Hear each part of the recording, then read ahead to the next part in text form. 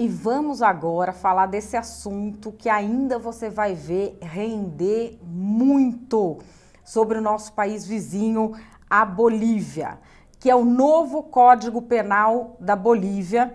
Esse Código Penal já foi promulgado, só que ele não entrou ainda em vigor. Ele entra em vigor em 140 dias.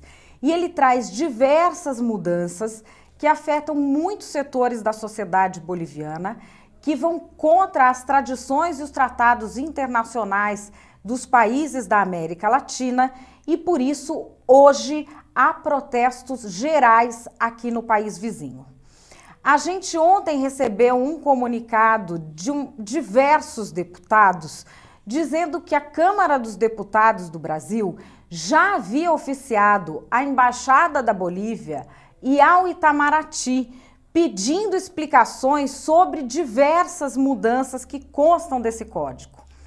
A primeira é criminalizar a conversão religiosa, que passa a ser equiparada ao recrutamento para o conflito armado. Depois que foi ali, sem muita discussão com a sociedade, legalizada a eutanásia, legalizado o aborto, foi também criminalizada a ação de falar contra o governo, foi legalizada a tortura em determinados casos, à medida em que foi retirada a punibilidade do torturador. É muito polêmica a lei, são 259 páginas que estão todas lá no blog A Protagonista, se você quiser dar uma olhada. A gente analisou ali apenas um aspecto, mas há vários aspectos polêmicos. O deputado Takayama, que é o presidente da Frente Parlamentar Evangélica, um deputado do Paraná, contou a história das movimentações que já foram feitas na Câmara dos Deputados, movimentações oficiais. Eu pedi os documentos, ele mandou, daqui a pouquinho eu vou pôr lá no blog. Mas ainda não houve nenhuma resposta. Vamos ver. Estamos preocupados com a nossa vizinha Bolívia, um país cristão, e está acontecendo na Bolívia o que já aconteceu na Venezuela, a criminalização da evangelização. O presidente Evo Morales quer aprovar um novo código criminal que viola os direitos assegurados internacionalmente, o direito da livre crença. E a proposta dele criminaliza a evangelização, a proposta dele legaliza o aborto e, mais do que isso, acaba com a liberdade de imprensa. Não precisa dizer mais nada. Como cristão e presidente da Frente Parlamentar Evangélica, com 192 deputados em Brasília, eu queria dizer que eu enviei 2 ofícios, um à Embaixada da Bolívia aqui no Brasil e outro para o ministro das Relações Exteriores no Itamaraty. Nenhum dos dois me deram resposta. Eu estou questionando sobre esta situação que está acontecendo na Bolívia. Não obtive resposta de nenhum deles. Simplesmente é triste, inaceitável e preocupante. Tudo o que está acontecendo, se aprovado, vai acabar refletindo no mundo todo. Não somente o Brasil, como o mundo todo. Nós temos a liberdade de crença e de culto. Se o que está acontecendo na Bolívia se efetivar, nós veremos dias difíceis ao cidadão cristão na Bolívia. Bom, não são apenas os brasileiros que estão preocupados com isso.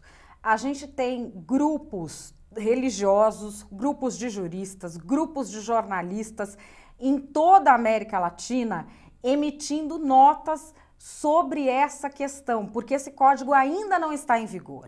Ele foi já promulgado por Evo Morales, mas ele só entra em vigor daqui a 140 dias. Então vamos ver primeiro uma nota da ANAJURE, que é a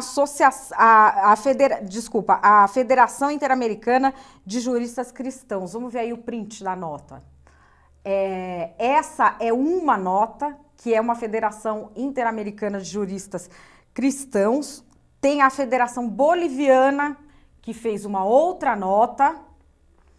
Enfim, há uma nota já que veio do Vaticano, há notas dos órgãos de imprensa que são representativos da região latino-americana, e a gente conseguiu um contato do movimento nas ruas da Bolívia, que chama Las Calles, que é a Maria Anielin Soares. Ela vai conversar com a gente direitinho no final de semana, porque hoje é um dia de greve geral lá na Bolívia. Tá praticamente todo mundo nas ruas. Algumas fronteiras com o Brasil, inclusive, estão fechadas por causa desse protesto contra o novo Código Penal boliviano. Mas ela mandou pra gente uma mensagenzinha de dentro do protesto lá de onde ela tá, e a gente achou que valia a pena, por registro, colocar esse momento que ocorre na Bolívia aqui para vocês, da Gazeta do Povo. Estou aqui no protesto com pessoas cristãs e o protesto é para manifestar a abrogação do novo Código Penal. Então isso aí interfere muito nas igrejas. Estamos a uma calor de quase 40 graus hoje. Bom, ela conseguiu mandar só isso hoje, de lá, do meio do protesto, mas a gente vai atualizar esse assunto para vocês, direto de lá da Bolívia, tanto com os juristas de lá, quanto com as pessoas dos movimentos de lá. Isso é preocupante por quê? Porque a gente, quando luta pela liberdade de expressão, de crença, de credo, de religião, a gente tem que lutar para que todos tenham a liberdade.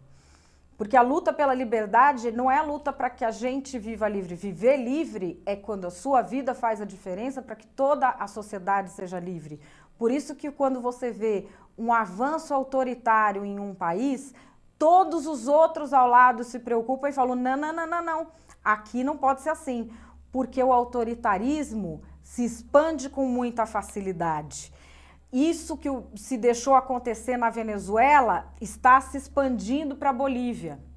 O autoritarismo se expande com facilidade e a gente não pode deixar de lado a capacidade de se indignar. É por isso que os países da região, as pessoas estão se colocando em alerta enquanto ainda há tempo. Enquanto ainda há tempo de convencer ali as pessoas a fazerem o certo, a fazerem o correto ali na região. Vocês podem ver no blog A Protagonista, a gente fez ontem uma entrevista com a Janaína Pascoal, porque a tese dela é sobre direito e religião, e ela fez uma entrevista com a gente analisando o artigo 88, que é essa parte específica que fala da conversão, do recrutamento para as religiões sendo equiparado ao recrutamento para o conflito armado. Esse pedaço já está no blog A Protagonista. Essa outra questão do Brasil indo pedir satisfações que você acabou de ver agora, a gente vai colocar daqui a pouquinho